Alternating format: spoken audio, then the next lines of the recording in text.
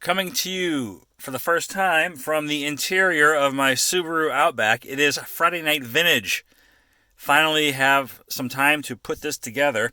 And actually, I just got a card in today that is worth showing in this collection, so it's probably good that I had to postpone it last week. But before I forget, I want to make a channel recommendation. A user, his name is James P., and I'll link it down below. I actually recommended him some time ago via the posting community post of YouTube, that portion of it, but he still only has like 30 or so subscribers. All I'm going to say is if you like vintage cards, you like some high-end stuff, you'll probably like what this guy shows. So I'm not going to tell you what to do. I'm just going to make a recommendation. Maybe check him out, and then you decide for yourself if you want to subscribe. So let's get started. I have 5 cards here, and this first one I've had for quite a while. I bought it a few months ago. It is a 76 Topps Ron Guidry rookie card, the Gator. And yeah, I picked this one up, I want to say maybe October, November, but then I hadn't bought very many vintage cards until recently, or at least in the last few weeks or so. So there was no reason to show this, and I figured I would just save it for one of these Friday Night Vintage collections. So the Ron Guidry rookie, and really good numbers, career numbers for this guy. Probably not a Hall of Famer, but what I'm going to do here is something different. Okay, moving on. I typically don't buy... well, I should say that I was looking for this card in a much higher grade, but they're difficult to find.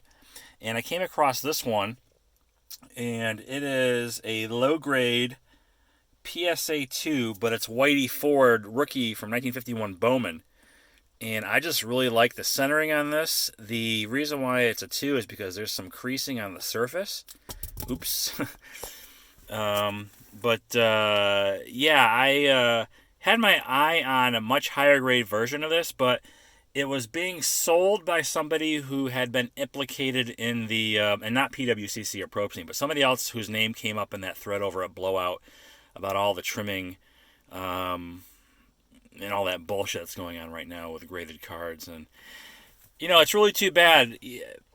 Over the years, people would say, so why do you buy graded cards? Why do you buy graded? And I used to say, well, the reason why I buy graded, especially when I was building my mantle collection, was because I wanted to ensure authenticity and to ensure that the cards weren't trimmed anyway. That's always the risk when you're buying raw.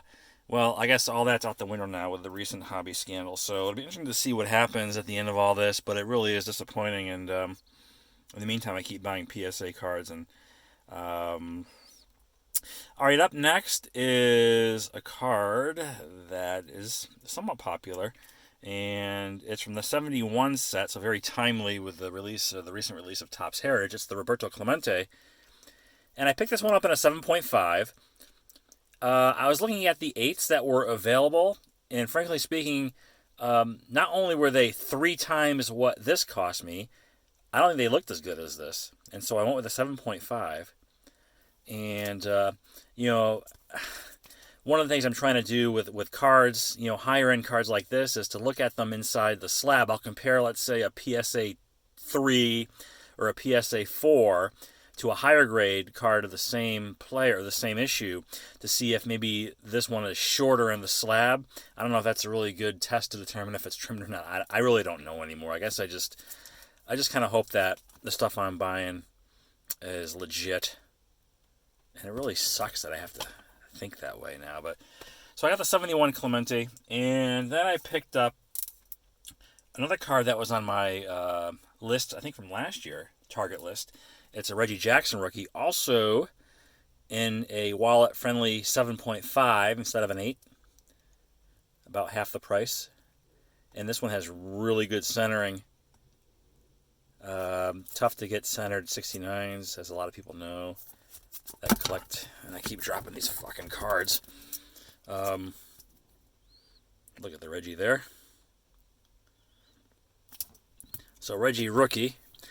And then the last one is one that I just got today. So it's good that I waited. And I had bid on a different card of his. Really nice. Well, it's Ty Cobb. And this is the Portrait Red in the PSA 1. And it looks great for a 1. I'm starting to not just quickly, dismiss PSA ones because, you get a better value if you're willing to buy the lower grade. And this one in particular, the reason why it's a 1 is because I'm not sure if you can see it, but there's a little bit of paper loss up here on the border. It doesn't quite get into the red background, which is nice. And there is a crease here, but other than that, the car looks great. I mean, it's nicely centered. It's a, Piedmont back. But what I was trying to say was, I was looking at a Cobb bat off that was for sale. It was a PSA 2. It was very clean, very nice. But it had like 98 watchers on the damn thing, right? So I figured, well, all right, it's probably unlikely I'll get it. I put in a bid of like $2,700 for it. I lost. 2 other people bid higher. That was the most I was willing to pay for that card and that grade. But anyway, I picked this one up for substantially less money, and I'm kind of glad that things went the way they did because I like this one better. And I'm very pleased. So no longer averse to buying a PSA 1 if it looks really good for a 1. I think this one does.